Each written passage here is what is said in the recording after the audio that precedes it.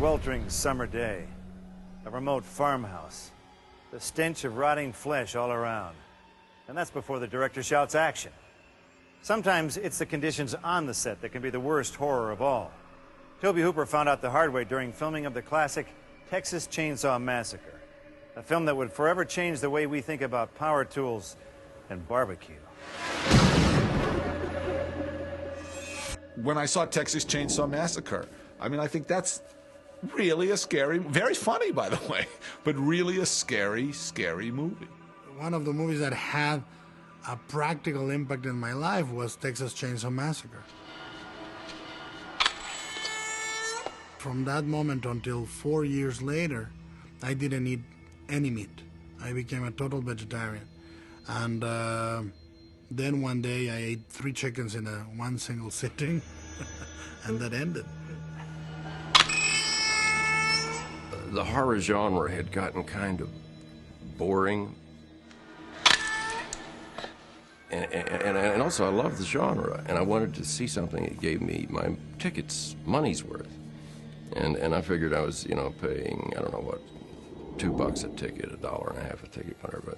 And I was getting about 10 cents worth of scare. A friend of mine suggested that I go to the student union and see this black and white movie that was getting quite a lot of response, and it was Night of the Living Dead.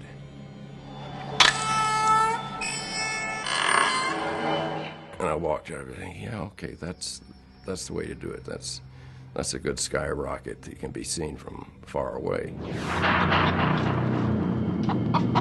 So I was Christmas shopping, and I was in the hardware department. It was something like a Sears store, and God, I hate crowds. I hate them closing in on you, and so they were closing in, and I was kind of like freaking, just wanted to get out of there, get out of the crowd.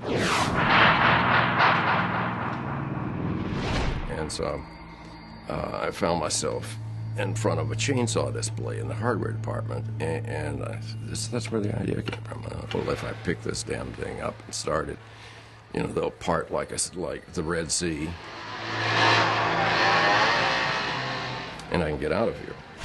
Well, I didn't do that, of course, but when I got home, by the time I got home, and I think the entire structure seemed to come like in one package, maybe like a nanosecond. But the configuration of the hitchhiker, the cook, and then everything tumbling back into itself was like an instant, immediate notion that came out of that experience of wanting to get out of that crowd. Leatherface came from the family doctor, who told me when I was 10 or 11 years old that he, when he was in pre-med school, he skinned a cadaver's face and dried it out and wore it for a masked Halloween party. So, okay, that's cool. We got the skeleton from India through a pharmaceutical company, and the real skeletons are less expensive than the plastic one. But I'm just wondering, where do they get these skeletons? Where do they have skeleton farms? How do they get perfect and they're cheaper than plastic ones?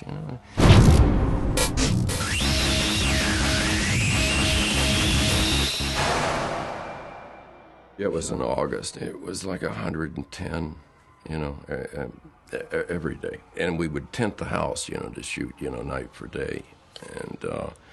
And then it was like 120 degrees, and the props weren't cured yet, and they would start, vaporizing as they dried up.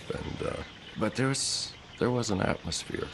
We were living it, and we were in that August Texas heat to the point that it was it was real. The heat, the atmosphere, and it was such long hours that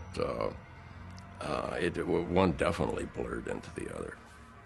We shot for 4 solid weeks, 7 days a week, 12 to 16 hours a day.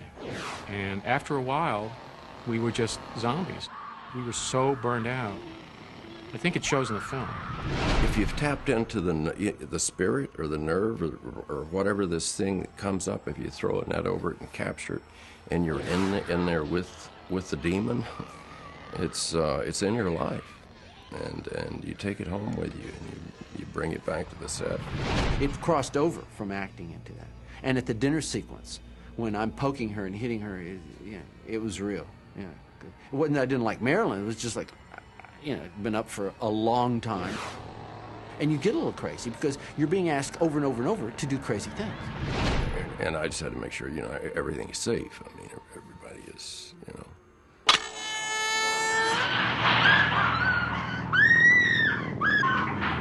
Geez, everyone on this film.